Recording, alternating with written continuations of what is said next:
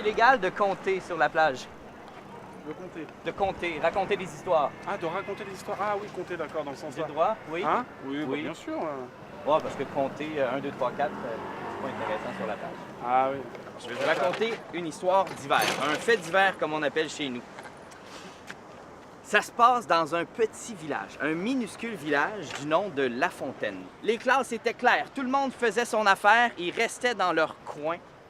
Plus personne voulait se parler. Le seul outil de prévention des chicanes à La Fontaine, c'était le silence. Un silence total, un silence si dense qu'on pouvait le couper au couteau. Et ça aux grandes dames du curé, qui était maintenant obligé de faire 3 messes dans le village, sinon la chorale chantait en canon.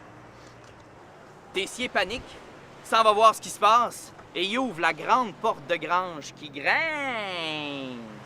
Et c'est à ce moment-là qu'il voit par terre que tous ces moutons étaient étendus, morts, égorgés. Il y avait du sang partout. Et en plein centre, des traces de pattes rouges qui allaient jusqu'à la porte arrière.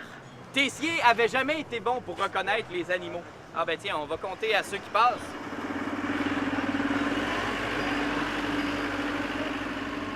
On va leur faire de la musique un peu.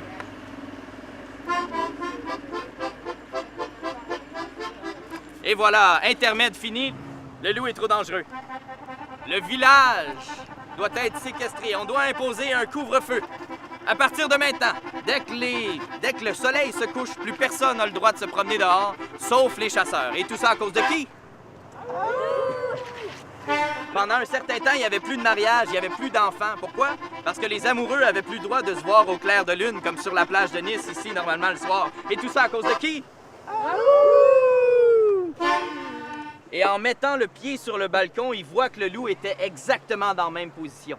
Il n'avait pas bougé d'un poil. Il attendait. Il attendait sa mort. Fait qu'il regarde le loup, décide de prendre son fusil, l'épaule, prend une grande respiration, fait sa prière, ferme son bon œil et